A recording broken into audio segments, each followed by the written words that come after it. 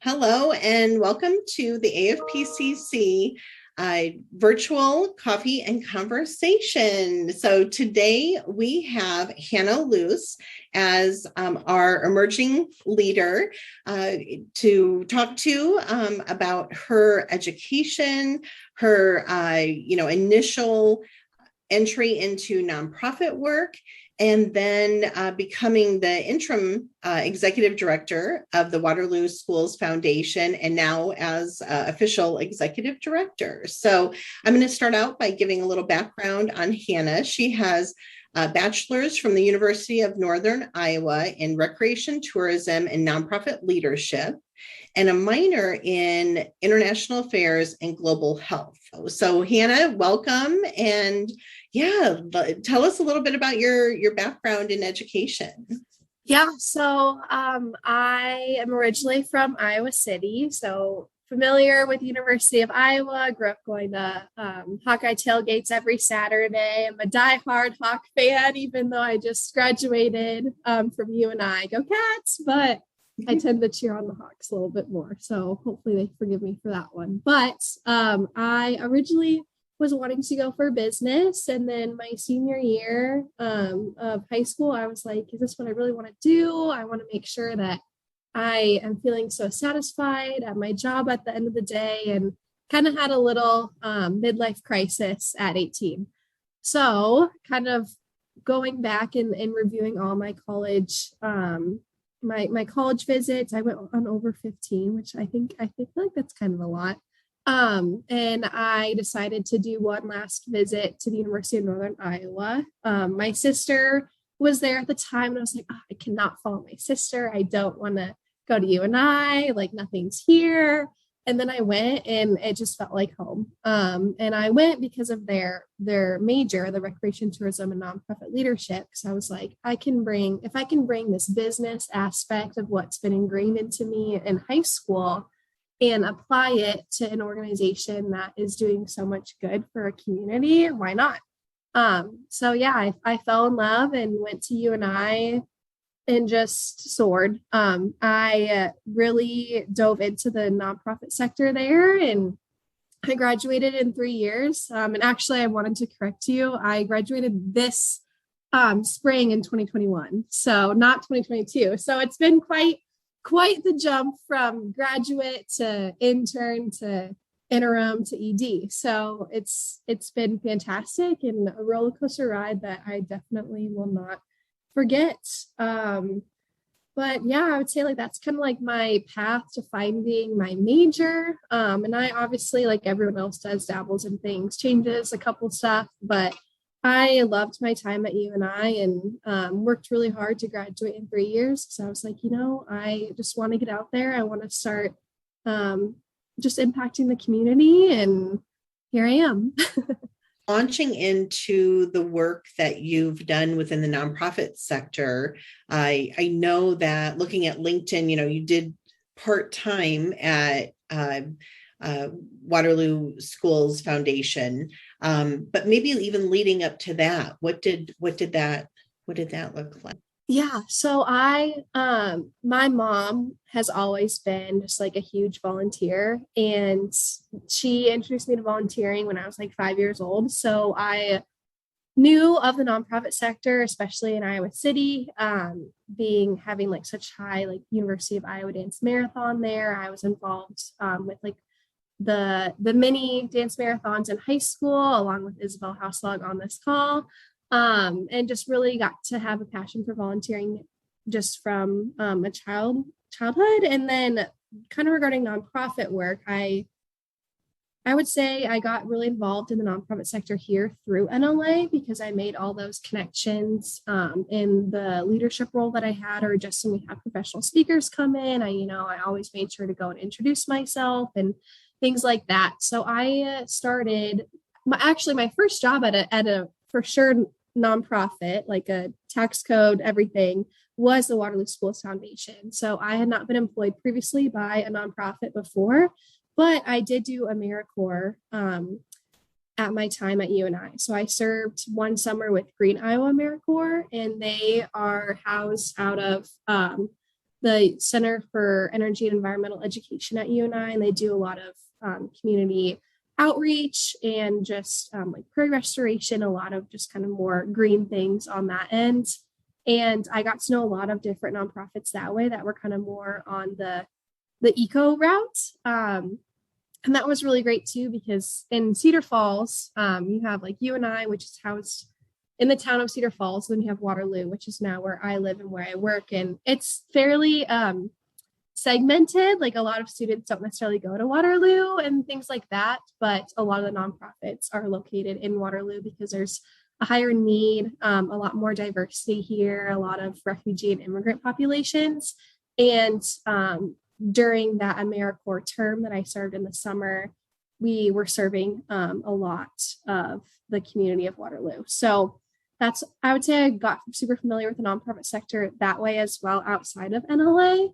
And that's kind of where I found my love for Waterloo, and just to see how great a community it is and how there's so many great people doing great work here. And one thing I would add to that's something that's really important is that Waterloo, I think it was in 2018 or 2017, it was voted as the worst place for an African American to live in the United States. And it was really horrifying for a lot of the white people that lived here. And they were just like, what? Like, how is that even possible?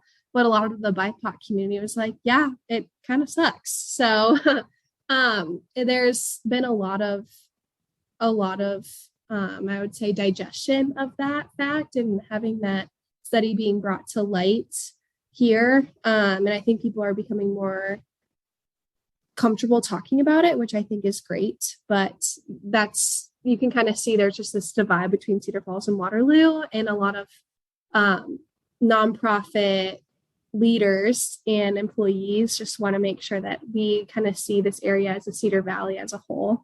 And that's something that I just am excited to continue working on. That's really interesting. I do remember reading that back then. Oh my gosh, yeah. Do you find that UNI has maybe even more recently some maybe moving in a more positive direction of collaboration with organizations in Waterloo, and kind of, acknowledging that there is an issue that needs to be addressed, and with UNI and all the resources from human capital, with students, professors, everything. How is that looking? Yeah, I would say my time at UNI has been so fantastic because they focus, they're really focused on experiential learning. So instead of kind of more like they still do research and things like that, but instead of just kind of being in a lab or like doing surveys, stuff like that, they're like, get out there and have these experiences, because you can only go so far in the classroom, which I appreciated so much. All my classes, every semester, we either had like a service project or some collaboration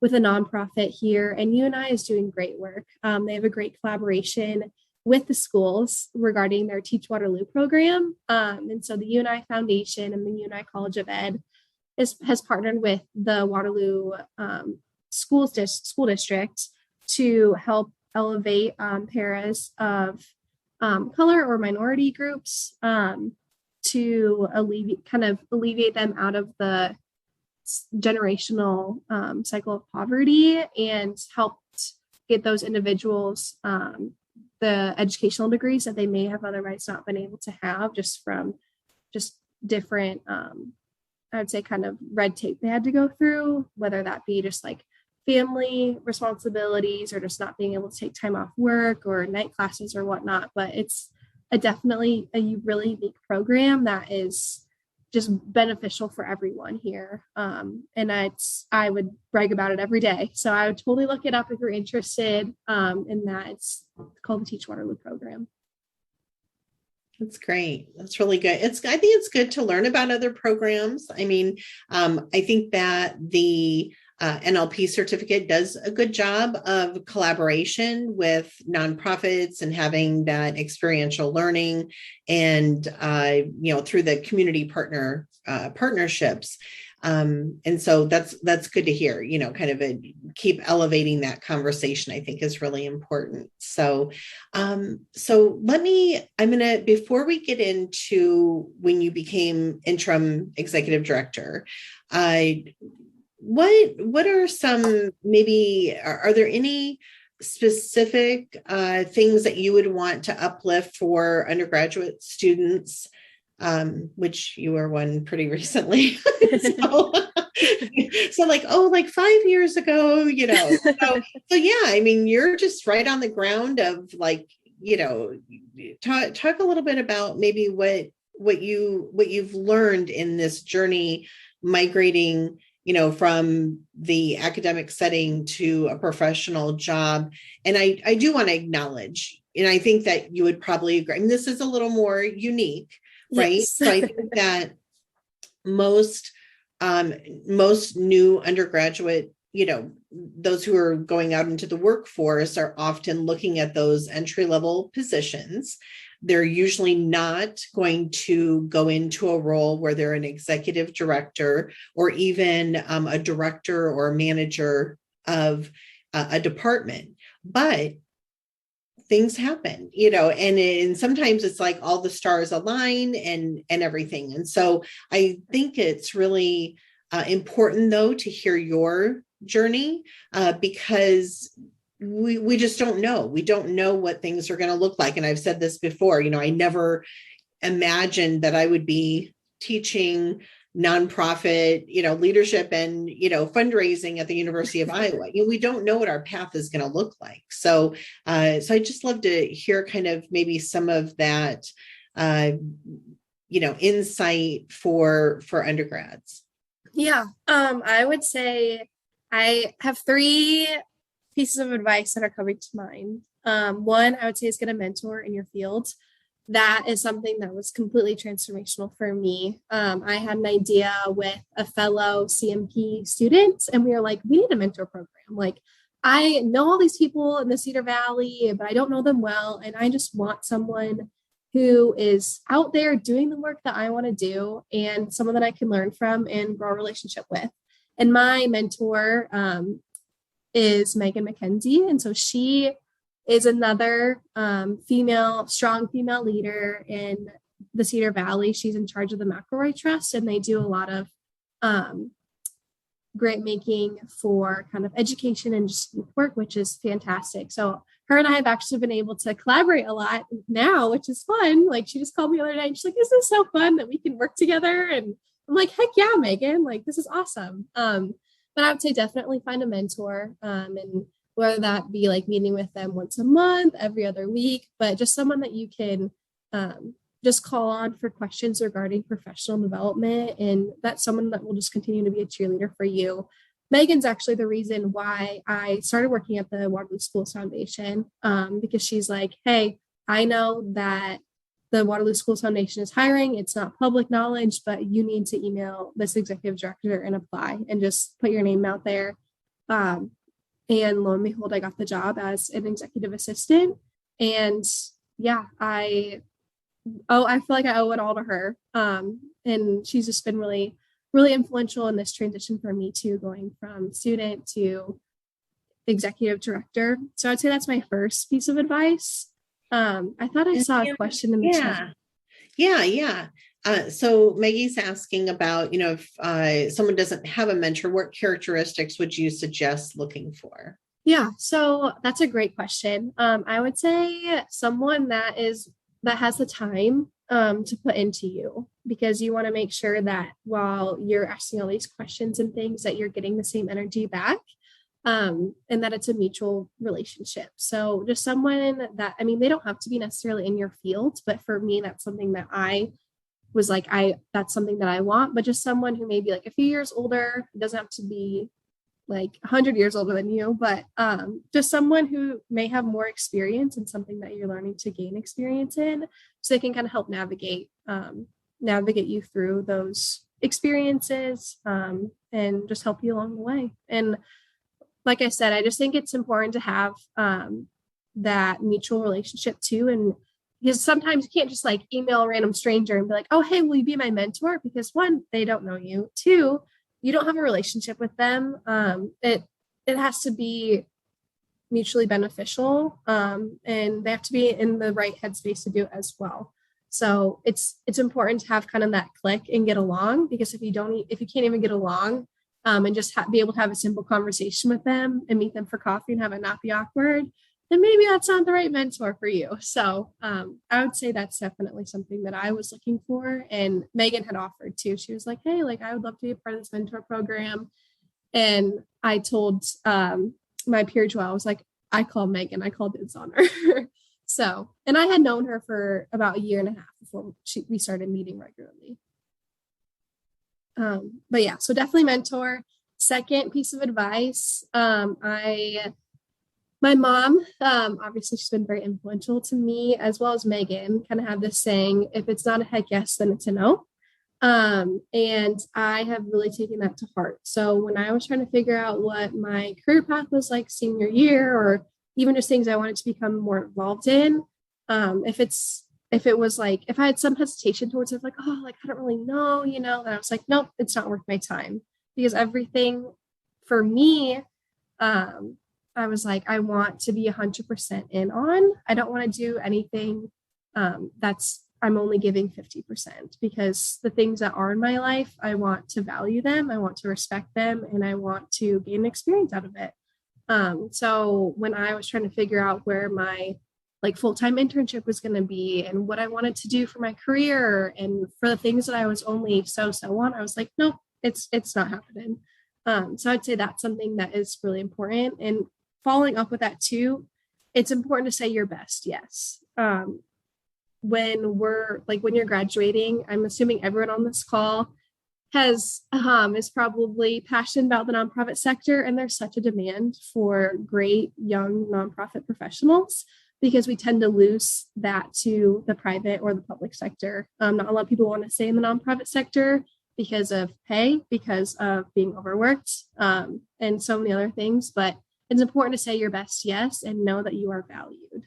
So when you're getting ready to go on the next step, or getting a summer internship or summer job, make sure that you're at a place that brings you joy, that is 100%, and don't do anything else. And then my third piece of advice is just get to know your community and where you want to serve. If you are looking at, if you want to leave Iowa and you want to go, say you're from like New Hampshire or something, and you want to go back there, or you want to go to California, do your research, know what's going on, because you don't want to come in and be a white savior.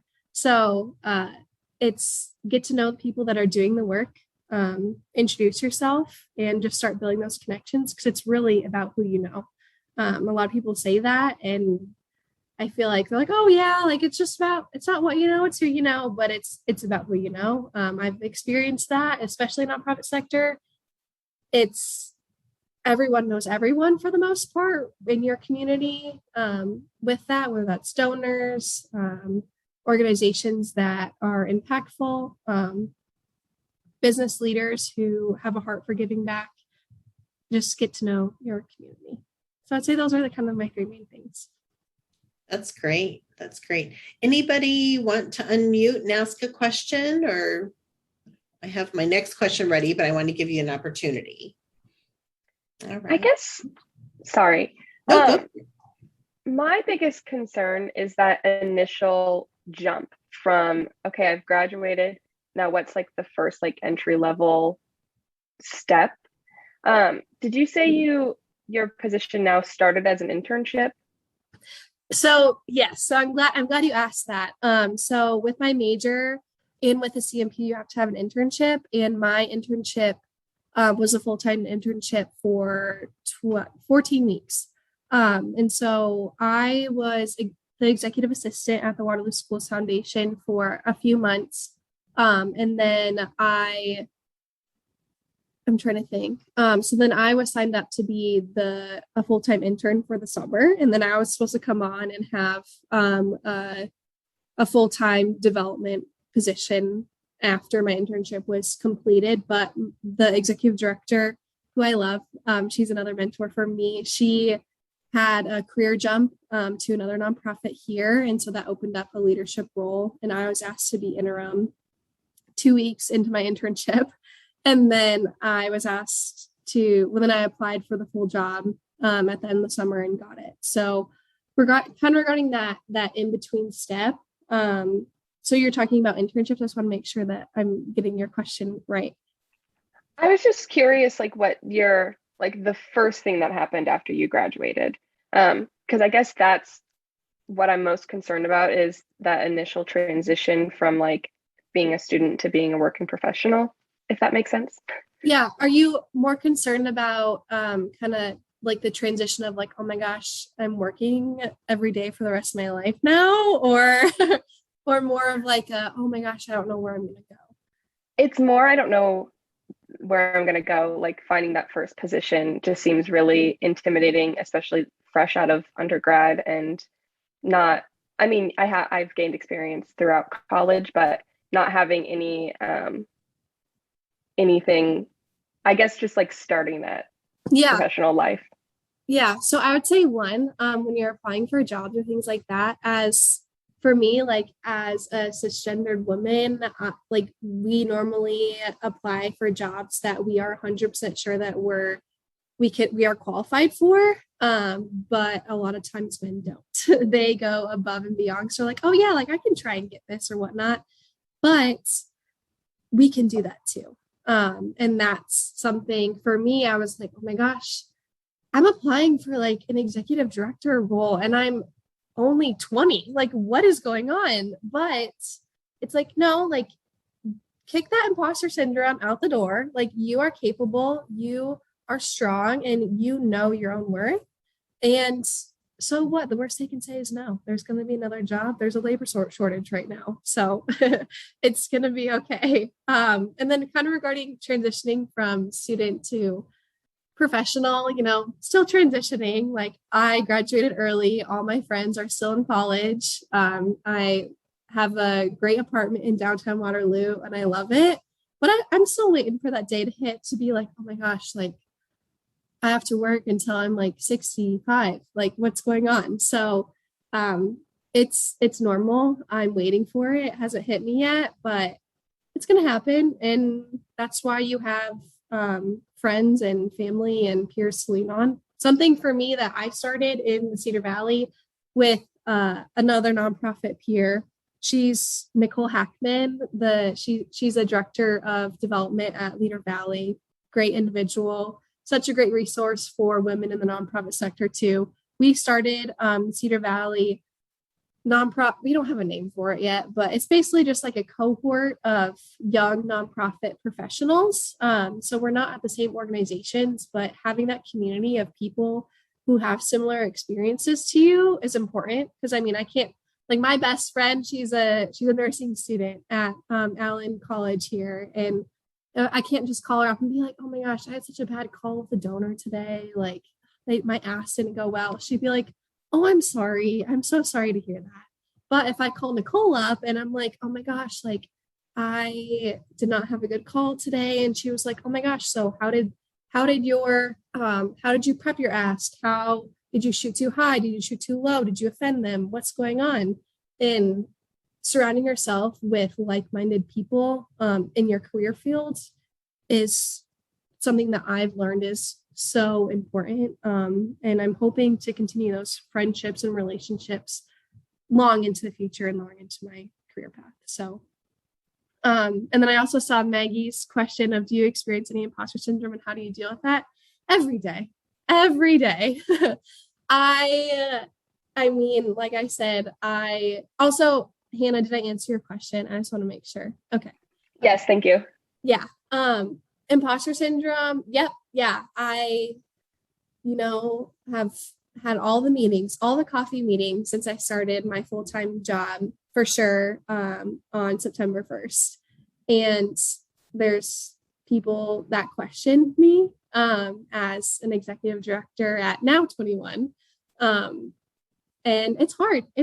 But I'm thankful for people like I said, Nicole and Megan, my mentor, because she was the one this spring who was like, Hannah, you can be ED, you can do that, right? And this was right as I found out Emily was leaving and starting her new role. That was my previous boss. And Megan was like, you can do it. And I'm like, no, I can't. Like, I'm too young. Like, I don't have the experience. And she's like, if you want to do it, you can. Like, you can do it. And so it's a challenge every day. But I just know that the board hired me for a reason, and I'm here and I deserve to be here. And just kind of going through those feelings and those affirmations every day is important. Just being like, no, like, I'm here, I got this, and the worst you can do is just ask for help. So, yeah. That's great. That's awesome. So as interim ED, and maybe even talk about that, maybe some people listening in aren't even really sure exactly what that means. And then, moving forward to being hired.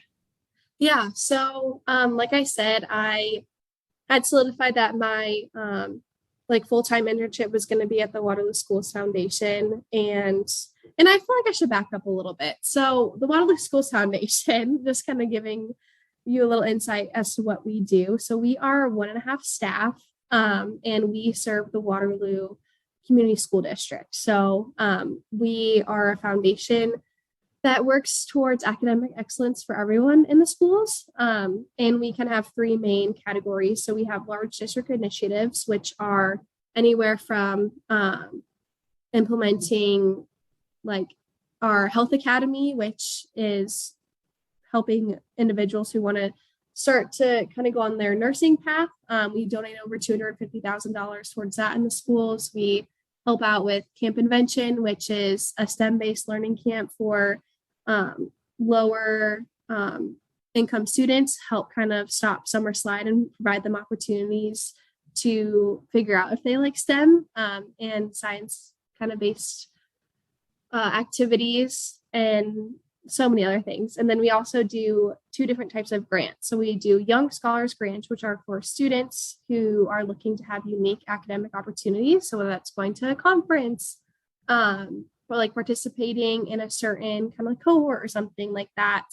And then we also do our teacher grants. So those are innovative learning grants, and those help implement projects that teachers are really passionate about, and just kind of help with extra funding. So we were able to supply our early childhood education center with like an outdoor learning classroom, which is something I'm just super excited about.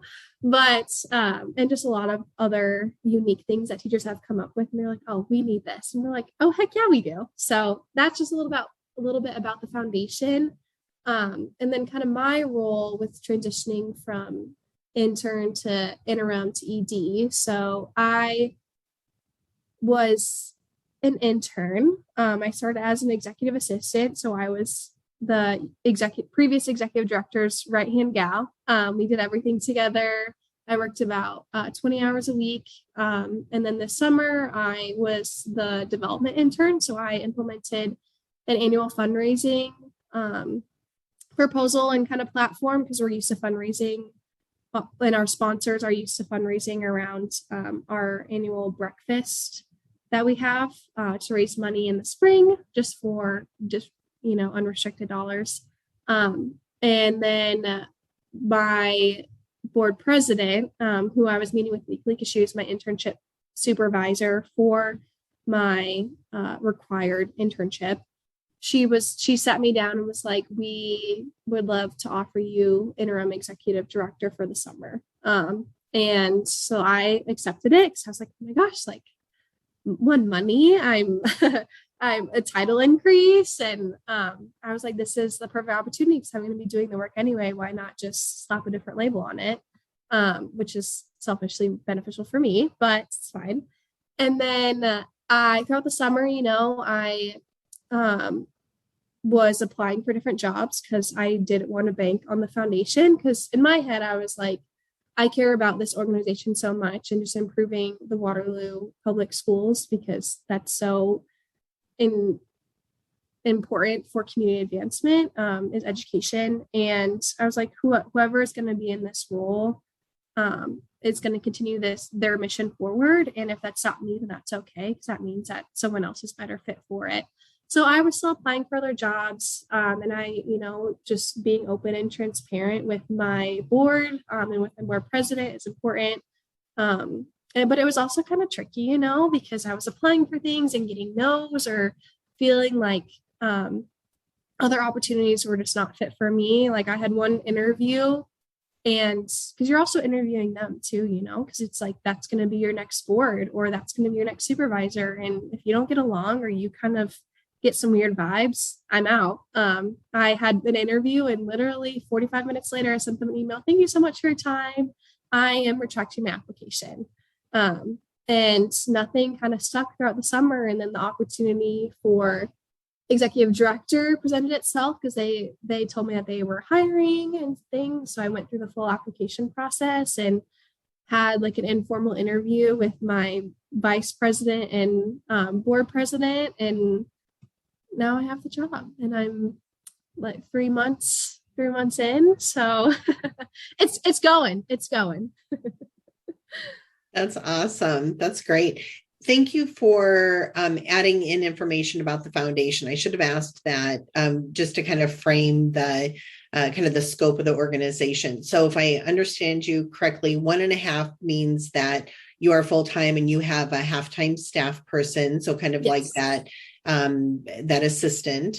And I always like to know about budgets. So what does the budget look like as far as like revenue, expenses, and how, the diversification of how those dollars come in? Yes. So we, typical line item budget, we do all of our accounting through Bergen KDV and Waterloo, which is fantastic. They're so great, and they keep me on my toes. And we have a lot of restricted funds. We have different endowments, and I actually was just meeting with our wealth management advisor, who we're starting to kind of dive into our new investment policy, which is really good because nonprofits should invest their funds and not lose money on them. So I'm super excited. We're going to be investing, I think, over like $800,000, which is really great. And like I said, we have several different endowments and different restricted funds, and we have unrestricted as well. And that kind of comes in with the annual sponsorship program that I had talked about. And so instead of having things be tied to the breakfast, my previous boss and I thought, we're like, we should start doing this, so that way businesses can give when it's most beneficial for them, because they have different fiscal years and things, and giving in the spring may not be the best. And we want our donors and community partners to see this as an investment. So with the annual sponsorship program that my sister and I created, who I hired this summer, and she is fantastic. Her name's Haley Merriman. She's a senior at UNI, and we get along so well. I don't know if that's because we're close in age or what, but so thankful for her and having her through all this transition. But we pushed our community partners to give a little more, and then have that amount last for 3 to 5 years. So having that commitment, not just for 1 year of like, oh, it's our breakfast, like time to open up your wallets, because that makes donors not feel important, and they should, because they're giving to an organization that is impacting their community and the next generation of leaders here. We kind of turned it to more of an investment from their end. And every year we're going to sit back and be like, hey, like, is this amount still good for you? Or even ask for more if we feel like we need that. So a lot of our unrestricted is from that. And I'm still getting to know our donors well. We have a lot of personal donors. I have a super long list of people I've been having all the coffee dates with. But it's great. And we have, like I said, we have our restricted funds, which are for our different grants and different district initiatives. And then we've also gotten a couple bequests as well, and estate gifts, which is really nice. And we have one that I don't want to say this because I don't want it to come off bad, but we have an estate gift coming in potentially in the next, I would say, like 2 to 3 years. And just keep an eye out in the paper because it's going to be a lot of money. So I would say that's kind of like what our budget is like. We do, like I said, only have 1.5 staff. Every nonprofit, I feel like, can always have more staff members because in order to increase fundraising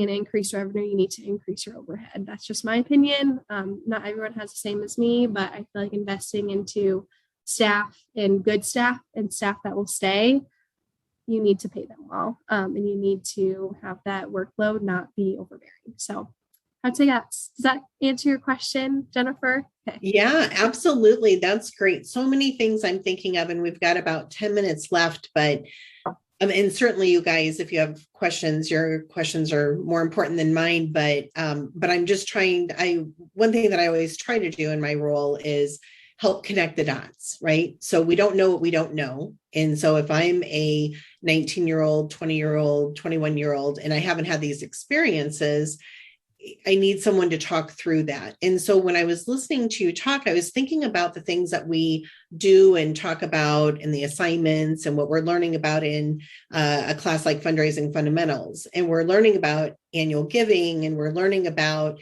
cultivation and stewarding donors and retaining the donors we have. So I just wondered, like, as you're implementing these things, because I'm sure that's all familiar from the program, your education.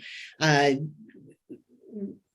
does that play on the ground as far as like, are you like, oh yeah, like I learned about this, and how does that, are there any aha moments, or maybe I'm off, I don't know. Maybe I'm a little off on this, but I just wondered have you had any experiences or thoughts around that?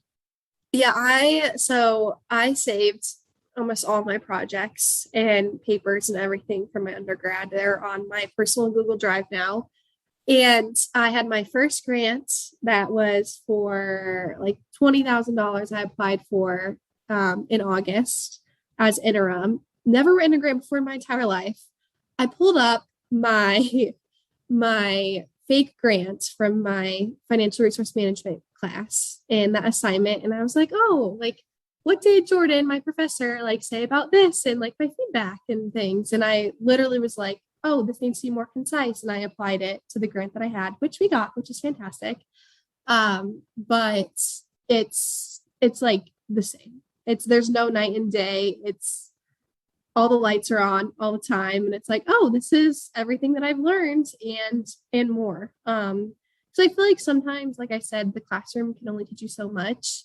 But because I had those those experiential learning and community engagement opportunities through you and I, that's how I think I feel so secure in my job and knowing that I know what to do, and just having people around me that I can ask questions to. And I have a great relationship with all my professors. And I know that if I had any questions, I could call them up right away.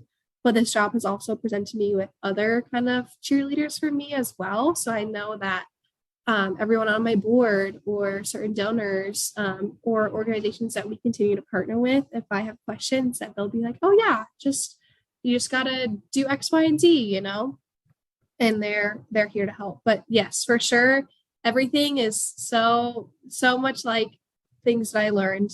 Like in some of my classes, we had talked about kind of like donor appreciation and things. And I have donors that I send happy birthday cards to, or I have a donor that I met with yesterday, and I meet with her once a month because she's one of our largest donors. And I was like, oh, it's super important to keep her up to speed on what's going on and invite her to the things she needs to be invited to. And, it's just like my professors had talked about and more, which is exciting. That's great. Great. So any questions from anyone who's here? Yeah, Siri, go ahead. So as executive director, and since you are still like such a new emerging professional, how have you at all found like a good work-life balance? Or could you just talk about like that and kind of setting boundaries a little bit? That's a really good question. Because I feel like at first when I first step up as interim, I would take my computer home and I would work late at night. So I was like, oh my gosh, I just need to get things done. And I want them to know that I can do this and things.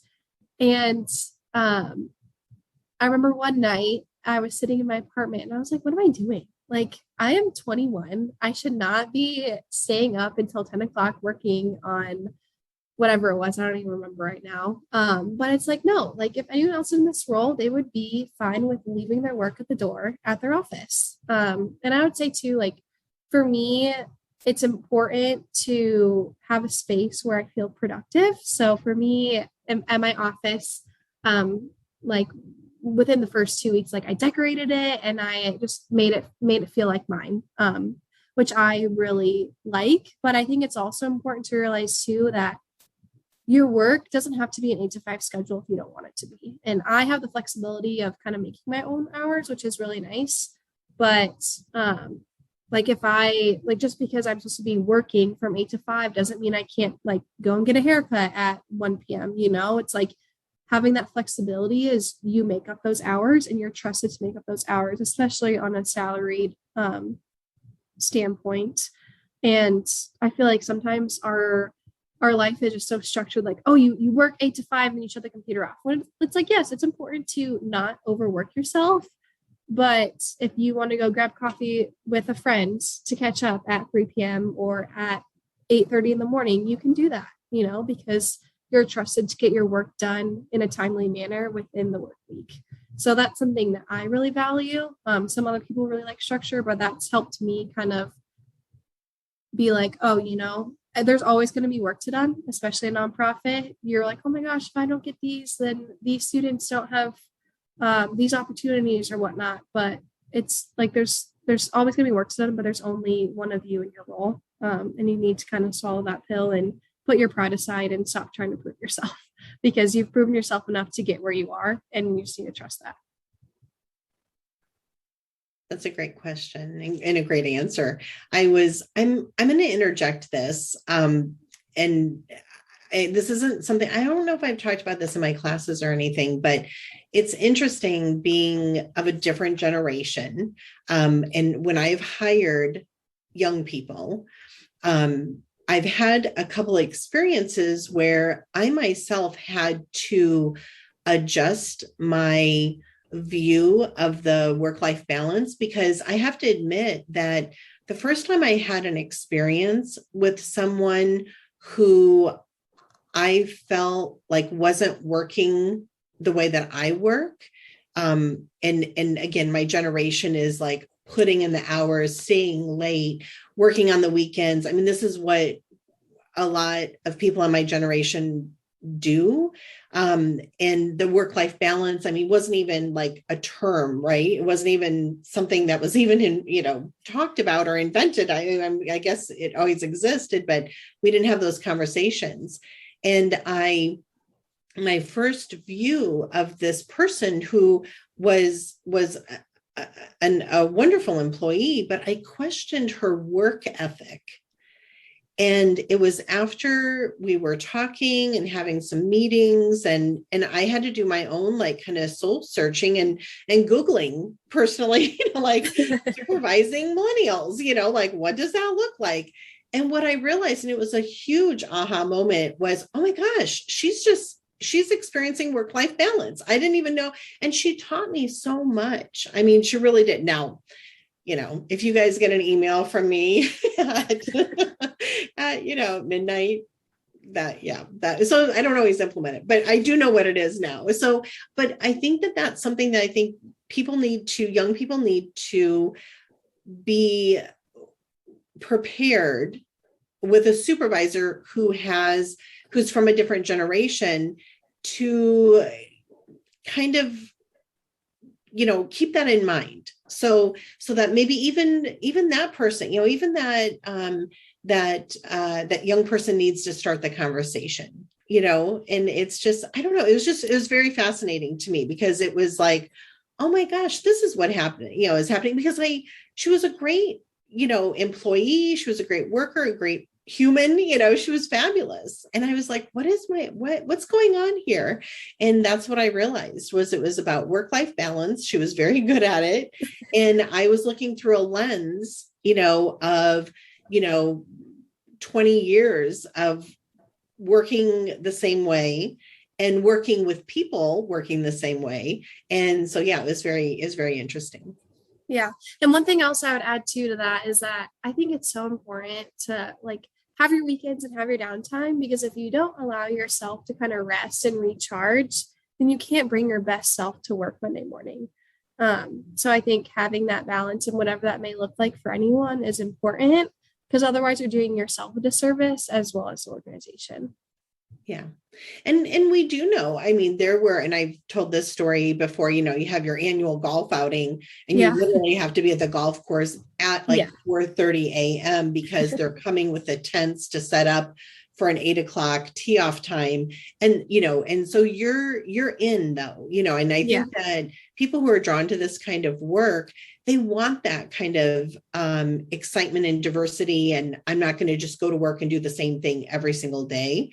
And so I guess I would just uplift that too, is there is the reality of also making sure that we get everything done. And we know, if it's a grant deadline and I've been waiting for information from a program director and they haven't gotten their stuff until the last minute, I might be up until midnight because it's due, I might be up until 11:30 because it's due at 11:59. So the reality is still, it's not like I'm going to hold my ground and I'm going to work life back. There has to be that flexibility. Would you agree with that?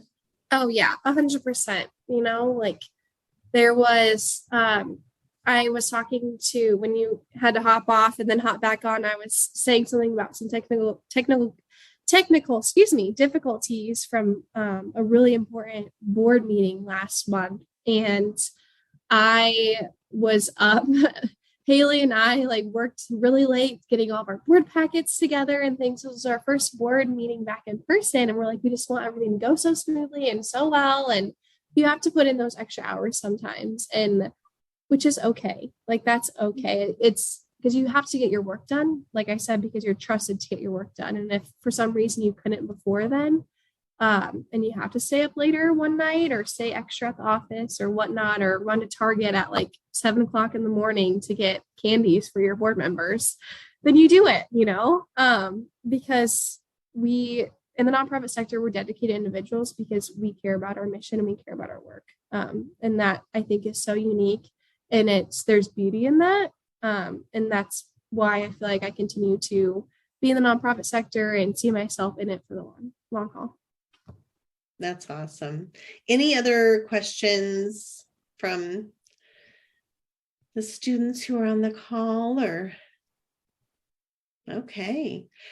Hannah, thank you so much. And Isabel, thank you so much for connecting me to Hannah. This has really been great. I really just think that you bring a very important, perspective and experience and journey forward for students to learn about and hear about. So thank you for your time.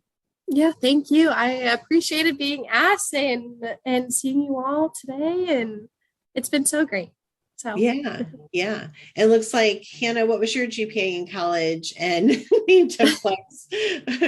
I had a 3.99, graduating early with all my classes and all that jazz. So there you go, Isabel. There you go. 3.99. I think Isabel might have known the answer to that. That's she has, but yeah, that's great. Well, we're excited to have met you, and certainly, kind of follow your journey. I think that's great. And thank you again. Thank you for your time. Really appreciate it. Yeah, of course. It was so great seeing you all. Thank you.